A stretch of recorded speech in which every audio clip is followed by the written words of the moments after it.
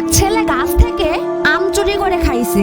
তখন সেই ছেলেকে এলাকার লোকজনেরা হুজুরের কাছে ধরে নিয়ে এসে বলছে, হুজুর, এই আম চোরের বিচার করে দেন। হুজুর তার কিতাব বের করে সমস্ত লোকের সামনে কিতাব খুলে পড়তে শুরু করলো। যে চুরি করে খাইছে আম, তাকে দিতে হবে তার দাম। দাম না দিলে তার পিঠের উপর কিল পড়বে ধাম ধাম। হুজুরের কিতাব শুনে এলাকার লোকজন সেই ছেলেটিকে কয়েকটা চড় থাপ্পড় মেরে বিদায় করে দিল।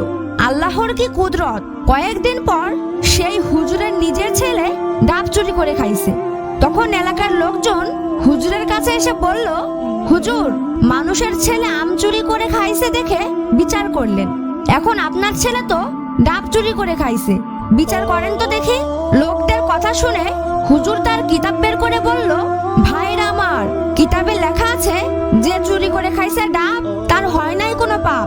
তখন এলাকার লোকজন বলল, হুজুর, বুঝলাম ডাব খাইলে পাপ নাই, কিন্তু আপনার ছেলে তো একেবারে পাকা ঝোনা খাইছে।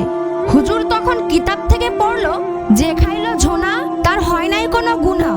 এলাকার লোকজন বলল, হুজুর, ডাব খাইলে পাপ নাই, ঝোনা খাইলে গুনাহ নাই, মানলাম, কিন্তু আপনার ছেলে তো খাইছে নারকেল। তখন হুজুর কিতাব থেকে পড়লো, যে নারকেল খাইছে চুরি কইরা, তোমরা সবাই মুরিদ হও তার হাত ধইরা, কারণ সে চুরি করে খাইছে নারকেল, এর মানে একেবারে পরিষ্কার তার দিল। তখন এলাকার লোকজন বলল, সর্বনাশ, হুজুর, আপনার ছেলের বিচার করার দরকার নাই, আপনি আমাদের ছেলের বিচার কইরেন, তাতেই হবে। বন্ধুরা, গল্পটি কেমন লাগলো কমেন্ট করে জানাবেন।